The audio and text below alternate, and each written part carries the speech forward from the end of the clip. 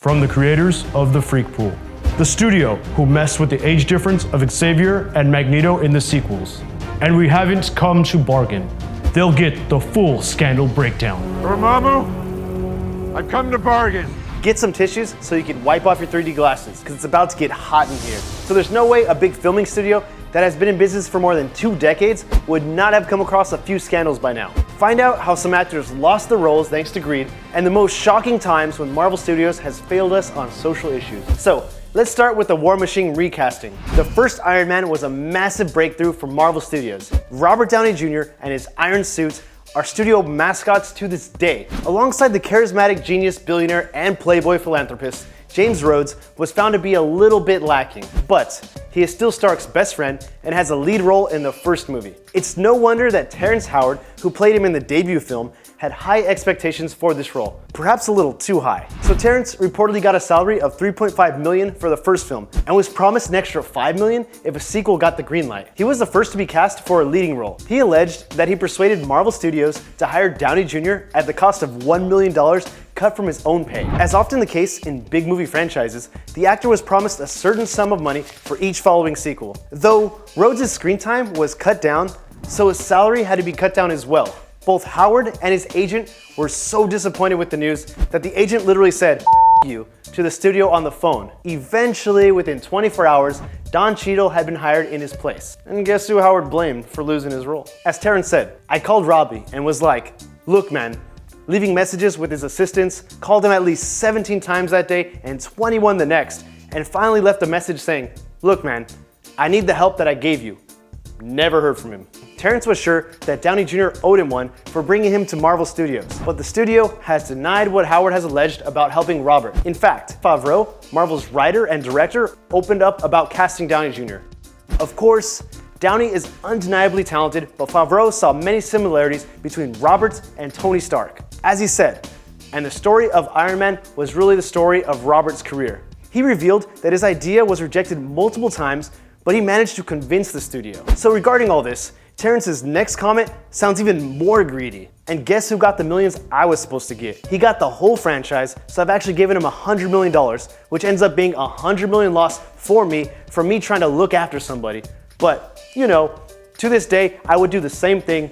It's just my nature. Not something a real gentleman with that generous nature would say, right? But sometimes it's not only about the actors that screw up, but the studio is also to blame. Just like in the case of Edgar Wright being fired from the Ant-Man. You have definitely seen either Shaun of the Dead or Scott Pilgrim vs. the World. The director behind them, Edgar Wright, was a catch for Marvel Studios in 2006. He was hired to direct and co-write the Ant-Man movie. The studio was hoping to add a fresh touch of Wright's style to the superhero character, but they didn't want this to go overboard. Wright had to leave the project as Marvel allegedly interfered with his work. He parted to find a project over which he would have more control over, and eventually he ended up directing Baby Driver. Because of this, the studio's reputation took a hit when it comes to the way they handle people they work with. But let's face it, neither party was too affected by this. On the other hand, they knew Wright's style well.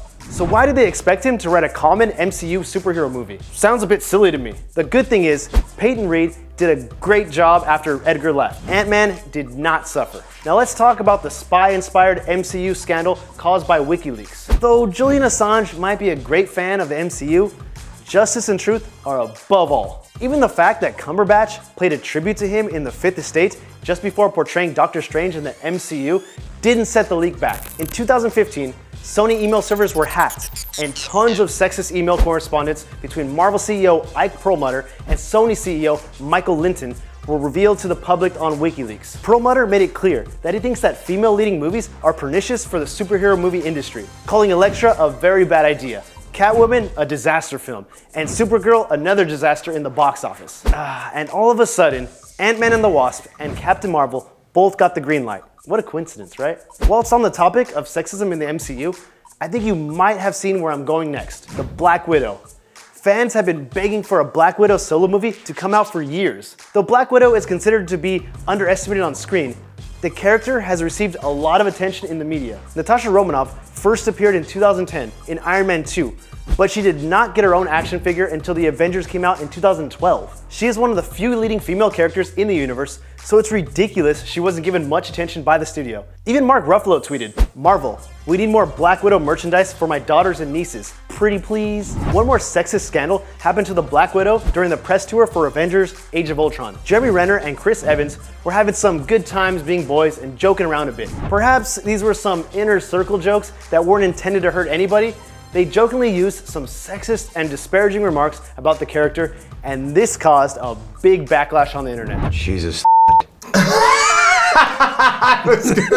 It looked like one more example of how the Black Widow is underestimated in the MCU. One more scandal happened to Scarlett herself when she was still dating Ryan Reynolds. The nude pictures she was sending to her boyfriend were leaked. I can't really call this one a scandal.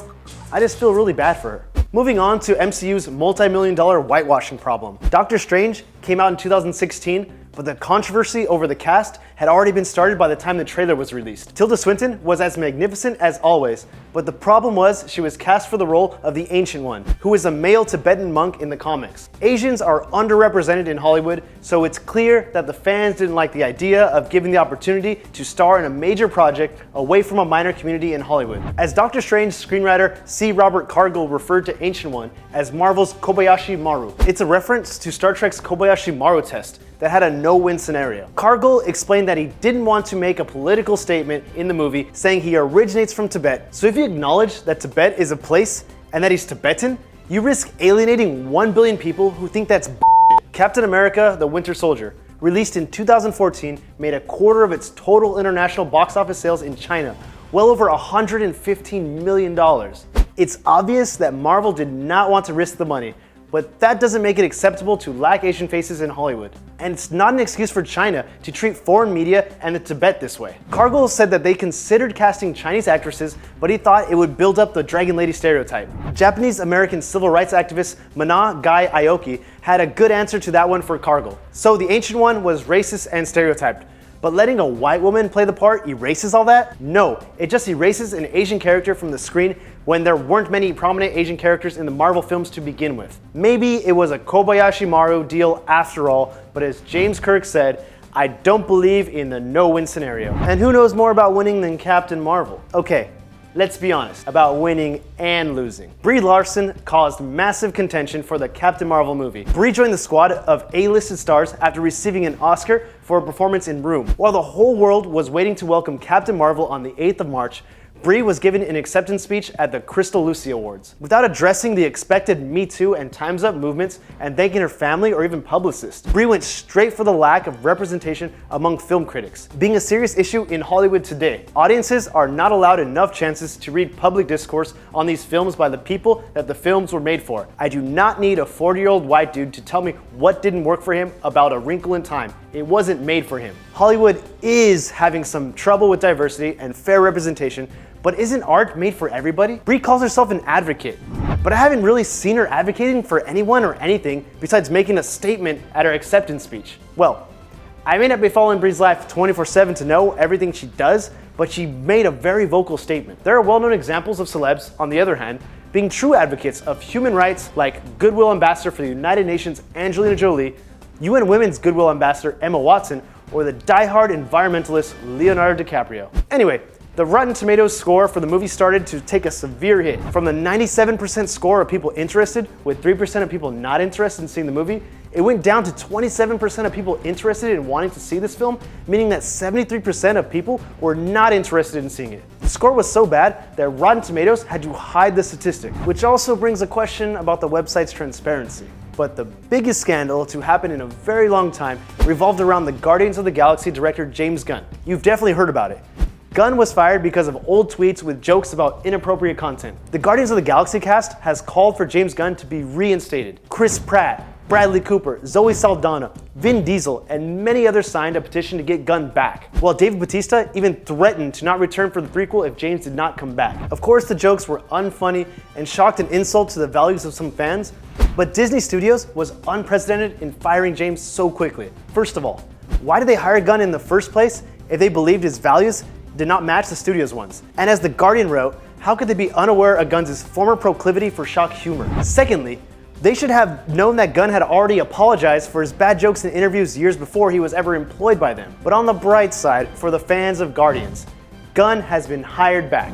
In fact, the contract was signed much earlier, but they kept it a secret, waiting for things to die down with time. Well, it's definitely not the last scandal the MCU will ever face. What do you think is the most controversial scandal on this list? Let me know what you think about it in the comments below. Thanks for watching, Corey out.